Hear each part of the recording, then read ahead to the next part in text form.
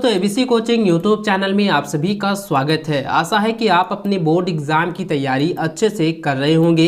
आज की इस वीडियो में कक्षा 11वीं के हिस्ट्री के most important BBI objective question बताने वाला हूं, जो कि आपकी बोर्ड परीक्षा के लिए काफ़ी इंपॉर्टेंट है। तो सभी छात्र इस वीडियो को शुरू से लेकर अंत तक देखेंगे। वीडियो में बताए गए हर एक क्वेश्चन को आप अपने कॉपी में नोट करने के साथ साथ एग्जाम से पहले इन्हें रट लीजिएगा, रिविजन कर लीजिएगा। और आप सभी से रिक्वेस्ट है कि वीडियो को लाइक शेयर करने के साथ साथ चैनल पर नए हैं तो चैनल को सब्सक्राइब जरूर कर लीजिएगा। तो चलिए दोस्तों क्वेश्चन की ओर चलते हैं। देखिए सबसे पहला क्वेश्चन जो है क्लास 11वीं के हिस्ट्री का सबसे पहला क्वेश्चन यहाँ पे दिया गया है कि we get first evidence of humanities, यानी कि दोस्तों यहाँ पे पूछा गया है कि ह्यूमैनिटीज का जो है प्रथम साक्ष्य कहाँ मिलता है। तो दोस्तों कब मिला था ये पूछा गया है। ठीक है, यहाँ पे क्वेश्चन ये देखें, लिखा है कि हमें प्रथम ह्यूमैनिटीज का साक्ष्य मिलता है। तो दोस्तों इसका आंसर जाएगा 5.6 मिलियन वर्ष पूर्व। ऑप्शन नंबर 20 का सही आंसर होगा। अगला सवाल है, साक्ष्यों से ज्ञात होता है कि होमोनिड्स का उद्भव हुआ। तो दोस्तों इसका आंसर जाएगा अफ्रीका में। ठीक है, ऑप्शन नंबर सी इसका सही आंसर होगा। अगला सवाल है कि कौन औजार बना सकते हैं। तो दोस्तों होमोनिड्स जो है औजार बना सकते हैं, होमोनिड। ठीक है, ऑप्शन नंबर ए जो है इसका सही आंसर होगा। अगला सवाल है कि on the origin of species नामक पुस्तक जो है किसने लिखी। तो दोस्तों इसका आंसर जाएगा चार्ल्स डार्विन ने। ऑप्शन ए सही होगा। अगला सवाल है कि मेसोपोटामिया की पहली ज्ञात भाषा क्या थी। तो दोस्तों इसका आंसर जाएगा सुमेरियन। ठीक है, ऑप्शन नंबर बी इसका सही आंसर होगा। अगला सवाल है निम्नलिखित में से प्राचीनतम सभ्यता कौन सी है। तो दोस्तों इसका आंसर जाएगा मेसोपोटामिया। ऑप्शन नंबर डी इसका सही आंसर होगा। अगला सवाल है 7वां नंबर, ये काफी बीबीआई है और रिपीटेड क्वेश्चन भी है, इसको अच्छे से याद करेंगे। मेसोपोटामिया की आरंभिक सभ्यता कौन सी थी। तो दोस्तों इसका आंसर जाएगा सुमेरियन सभ्यता। दोस्तों मेसोपोटामिया से रिलेटेड 100% बोर्ड की परीक्षा में क्वेश्चन पूछे जाते हैं और इस बार भी पूछे जाएंगे, इसलिए आप लोगों से निवेदन करना चाहूंगा कि बताए गए हर एक क्वेश्चन को आप अच्छे से याद कर लेंगे, क्योंकि इनमें से कई सारे क्वेश्चन, लगभग 50% क्वेश्चन आपकी बोर्ड की परीक्षा में टच होंगे।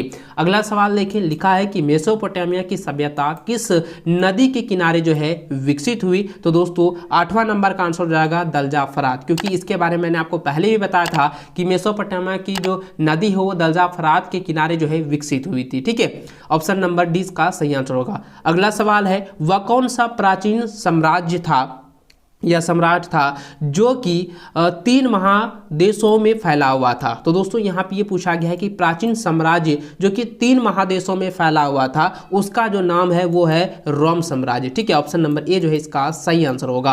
अगला सवाल है कि रोमन साम्राज्य की मुख्य भाषा थी। तो रोमन साम्राज्य की मुख्य भाषा थी लैटिन भाषा। ऑप्शन नंबर 20 का सही आंसर होगा। अगला है कि सम्राट कैंस्टेंटाइन, ठीक है, कैंस्टेंटाइन किस नदी या किस सदी ईस्वी में ईसाई बना था। यानी दोस्तों यहाँ पे पूछा गया है कि सम्राट जो है कैंस्टेंटाइन जो है किस सदी में, किस ईस्वी में जो है ये ईसाई जो है बने थे। तो दोस्तों इसका आंसर जाएगा ऑप्शन नंबर सी, 4वीं शताब्दी में या 4वीं सदी में। ठीक है, ऑप्शन नंबर सी इसका सही आंसर होगा। अगला सवाल देखिए 12 नंबर, लिखा है कि 3री शताब्दी में रोमन सम्राटों को मध्य यूरोप में कितने निरंतर युद्ध करना पड़ता था। तो दोस्तों इसका आंसर जाएगा ऑप्शन नंबर ए, विदेशी बाबर। ठीक है, ऑप्शन नंबर ए इसका आंसर जाएगा विदेशी बाबर। सॉरी, विदेशी बाबर नहीं है, बर्बर है। ठीक है, विदेशी बर्बर हो जाएगा। अगला सवाल है कि अशोक के अभिलेख में किस भाषा का प्रयोग हुआ था। तो दोस्तों इसका आंसर जाएगा अरामेइक। ठीक है, ऑप्शन नंबर सी इसका सही आंसर होगा। अगला सवाल है इस्लाम के उदय के बाद ईरानी मुसलमानों को क्या कहकर संबोधित किया जाता था। तो दोस्तों इसको हम लोग जो है मवाली कहकर पुकारा जाता था। ठीक है, ये 14 नंबर का ऑप्शन नंबर जो बी है वो काफ़ी इंपॉर्टेंट है। ये मवाली वाला जो है ना, ये 100% बोर्ड की परीक्षा में पूछा ही जाता है, इसलिए इसको अच्छे से आप लोग रट लीजिएगा, इस बार भी एग्जाम में पूछा जाएगा। ठीक है, अगला सवाल 15 नंबर, यहाँ पे पूछा गया है कि सबसे प्राचीन संपूर्ण कुरान कौन सी शताब्दी का है। तो दोस्तों इसका जो आंसर होगा ये आप मुझे कमेंट करके बताएंगे, क्योंकि यह जो क्वेश्चन है ना 2-3 साल से जो है लगातार ये पूछा जा रहा है और रिपीटेड क्वेश्चन है। तो दोस्तों इसका आंसर मैं बता दूं ये जो है 9वीं शताब्दी का है। ठीक है, 9वीं शताब्दी का। ऑप्शन नंबर जो है सी इसका सही आंसर होगा। अगला सवाल है कि इस्लाम धर्म के संस्थापक हजरत मोहम्मद साहब अरब के किस कबीले से संबंध रखते थे। तो दोस्तों इसका आंसर जाएगा बुद्दू। ठीक है, ऑप्शन नंबर ए जो है सही आंसर होगा बद्दू।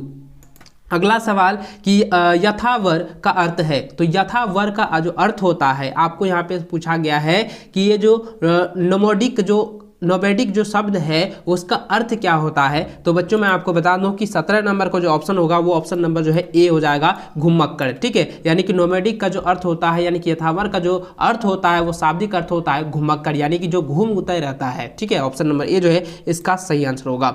अगला सवाल है कि चंगेज खां का प्रारंभिक नाम क्या था, यानी कि चंगेज खां का सबसे पहला नाम, जो कि पहला नाम जो था चंगेज खां का, क्योंकि वो अलग था और चंगेज खां तो बाद में उनका नाम पड़ा ना। तो दोस्तों यहाँ पे पूछा गया है कि चंगेज खां का सबसे पहला नाम क्या था, वो हो जाएगा तिमुचिन। ठीक है, ये ऑप्शन नंबर जो है ए जो है सही आंसर हो जाएगा, तिमुचिन। याद रखेंगे चंगेज खां का प्रारंभिक नाम तिमुचिन था। ठीक है, अगला सवाल है कि ओगोदोई किसका पुत्र है। तो ओगोदोई जो है, ठीक है, याद रखेंगे ओगोदोई जो है वो चंगेज खां का ही पुत्र है। ठीक है, ऑप्शन नंबर ए इसका सही आंसर होगा।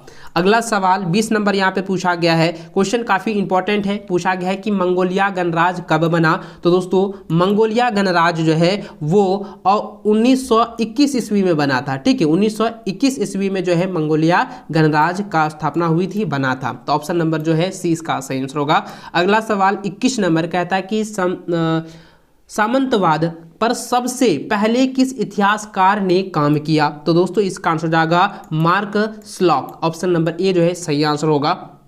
अगला सवाल है सामंतों का घर क्या कहलाता है। तो दोस्तों इसका कहलाता है मेनर भवन, ऑप्शन नंबर डी इसका सही आंसर होगा। अगला सवाल है व्हाट इज फिफ्थ, यानी कि 5 क्या है। तो 5 जो है वो क्या है, यहाँ पे सवाल पूछा गया है। और बच्चों यह भी 2017 में भी पूछा गया था जो कि सब्जेक्टिव में था, और 2019 में और 2020 में भी ये सवाल पूछा गया है। 2021 की बोर्ड की परीक्षा तो आप लोगों का नहीं हुआ, लेकिन 2022 की बोर्ड की परीक्षा में ये क्वेश्चन जो है पूछा गया है। ये रिपीटेड क्वेश्चन है, बार बार पूछा गया है। इसको अच्छे से आप लोग याद रखेंगे कि 5 क्या है। तो 5 जो है यह एक क्या है, जागीर है। ठीक है, 5 क्या है, एक जागीर है, ऑप्शन नंबर सी इसका सही आंसर होगा। अगला सवाल 24 नंबर काफी वीवीआई सवाल है, ध्यान देंगे। लिखा है कि सर्फ किसे कहा जाता है। तो सर्फ किसे कहा जाता है, सर्फ, यहाँ पे सर्फ नहीं पूछा गया है, सर्फ पूछा गया है कि सर्फ किसे कहा जाता है। तो सर्फ जो है भूदास को कहा गया है। ठीक है, ऑप्शन नंबर सी जो है इसका सही आंसर होगा। अगला सवाल कि द सिविलाइजेशंस ऑफ द रेनेपो नामक पुस्तक की रचना किसने की थी। तो दोस्तों इसका आंसर जाएगा ऑप्शन नंबर ए हो जाएगा लियोपोल्डो वानकारे। ठीक है, ये ऑप्शन नंबर जो है इसका ए जो है सही आंसर हो जाएगा। ये ऑप्शन नंबर आपका जो है काफ़ी ये क्वेश्चन नंबर जो 25 है वो बीबीआई क्वेश्चन है और रिपीटेड क्वेश्चन है, और ये बार बार भी पूछा गया है। इसको अच्छे से आप लोग जो है याद रखेंगे कि 25 नंबर जो क्वेश्चन दिया गया है कि द सिविलाइजेशंस ऑफ द रेनेपो नामक पुस्तक की जो रचना की है वो है लियोपोल्ड वान राके ने की थी, जो कि ऑप्शन नंबर ए में इसका आंसर दिया हुआ। इसको अच्छे से रखेंगे, याद कर लीजिएगा। अगला सवाल 26 नंबर यहाँ पे पूछा गया है कि पौवा विश्वविद्यालय किस देश में था। तो पौवा विश्वविद्यालय जो है वो इटली में था। ठीक है, ऑप्शन नंबर डी इसका सही आंसर होगा। 27 नंबर क्वेश्चन है कि पेट्राक किए नगर का अस्थाई निवासी था। तो पेट्राक किए नगर का जो है अस्थाई निवासी कौन सा था। तो दोस्तों इसका आंसर जाएगा ऑप्शन नंबर सी फ्लोरेस। ठीक है, ऑप्शन नंबर सी जो है आपका सही आंसर होगा, फ्लोरेस हो जाएगा। अगला सवाल है यहाँ पे पूछा गया है कि तुर्कों ने किस वर्ष जो है कुस्तुनतुनिया पर विजय प्राप्त की। यानी कि तुर्कियों ने जो है कुस्तुनतुनिया पर जो है ये विजय प्राप्त किया था, उस ईस्वी का नाम आपको बताना है। तो दोस्तों इसका आंसर हो जाएगा 28 नंबर का ऑप्शन नंबर सी हो जाएगा 1453 ईस्वी। ठीक है, ऑप्शन नंबर सी इसका सही आंसर होगा। अगला सवाल 29 नंबर पूछा गया है कि कोलंबस ने बहाया द्वीप और क्यूबा पर स्नेप की देवदारी की। तो दोस्तों इसका ये आंसर जो है आप लोगों का 29 नंबर का ऑप्शन नंबर बी हो जाएगा 1492 ईस्वी में। ठीक है, इसको अच्छे से याद रखेंगे। अगला सवाल है कि अरावाकी लुकायो के लोग कहाँ रहते हैं। तो दोस्तों इसका आंसर जाएगा कैरिबियन द्वीप। ठीक है, ऑप्शन नंबर सी इसका सही आंसर होगा। अगला क्वेश्चन 31 नंबर है कि ब्राजील की संस्कृति का नाम था। तो ब्राजील की संस्कृति का नाम था टूपीनाबा संस्कृति, ऑप्शन नंबर डी इसका सही आंसर हो जाएगा, टूपीनाबा कल्चर या टूपीनाबा संस्कृति। ठीक है, अगला सवाल है कुतुबनुमा का आविष्कार कब हुआ? तो कुतुबनुमा का आविष्कार जो है 1380 ईस्वी में हुआ था, ऑप्शन नंबर सी सही आंसर होगा। अगला सवाल है कि औद्योगिक क्रांति शब्द का प्रयोग अंग्रेजी में किस विद्वान ने पहली बार जो है किया है? तो यहाँ पे जो है सवाल काफ़ी पेचीदा है, लेकिन यह सवाल जो है काफ़ी वीवीआई है, इसको आप लोग अच्छे से रट लेंगे क्योंकि इससे कई सारे क्वेश्चन आपकी बोर्ड की परीक्षा में 100% पूछे ही जाएंगे। तो 33 नंबर का जो क्वेश्चन है यहाँ पे पूछा गया है कि औद्योगिक क्रांति शब्द का जो प्रयोग है वो अंग्रेजी में जो है सबसे पहले किस विद्वान ने जो है किया था? तो दोस्तों इसका आंसर जाएगा आर्नोल्ड टाइनबी। ठीक है, ऑप्शन नंबर जो है सी सही आंसर होगा। अगला सवाल 34 नंबर यहाँ पे पूछा गया है कि औद्योगिक क्रांति किस देश में सर्वप्रथम हुई है? तो औद्योगिक क्रांति जो है ऑप्शन नंबर सी जो कि इंग्लैंड है वो आपका सही आंसर होगा, क्योंकि सर्वप्रथम जो है औद्योगिक क्रांति जो है इंग्लैंड में ही हुई है। ठीक है, अगला सवाल 35 नंबर पूछा गया है कि सर्वप्रथम राष्ट्रीय बैंक की स्थापना कहाँ हुई? तो इसका आंसर जाएगा इंग्लैंड, ऑप्शन नंबर सी इसका सही आंसर होगा। अगला सवाल 36 नंबर पूछा गया है कि किसे धातु कर्म में क्रांति लाने के लिए श्रेय दिया जाता है? तो दोस्तों इसका आंसर जाएगा option number B Abraham Darby, option number B जो है सही आंसर होगा अब्राहम डर्बी को। ठीक है, याद रखेंगे। 37 नंबर क्वेश्चन पूछा गया है कि औद्योगिक क्रांति किस सदी में हुई थी? तो औद्योगिक क्रांति जो है वो 18वीं सदी के उत्तरार्ध में हुआ था। ठीक है, ऑप्शन नंबर जो है ए इसका सही आंसर हो जाएगा, 18वीं सदी के उत्तरार्ध। ठीक है, याद रखेंगे। अगला सवाल 38 नंबर पूछा गया है कि यूरोपियों द्वारा उपनिवेशों की स्थापना का क्या कारण था? तो दोस्तों इसका आंसर जाएगा ऑप्शन नंबर डी उपयुक्त सभी। ठीक है, यानी कि कच्चे माल की उपलब्धता, निर्मित माल की खपत और ईसाई धर्म का भी प्रचार, तो ये सभी जो है कारण जो है दर्शाती है, इसलिए इसका आंसर हो जाएगा ऑप्शन नंबर डी हो जाएगा, उपरोक्त जो है सही हो जाएंगे। ठीक है, अगला सवाल है कि कैलिफोर्निया में सोने का चिन्ह कब मिले? तो कैलिफोर्निया में सोने का चिन्ह जो है वो 1701 ईस्वी में मिले थे। ठीक है, ऑप्शन नंबर जो है 20 का सही आंसर होगा 1701 ईस्वी।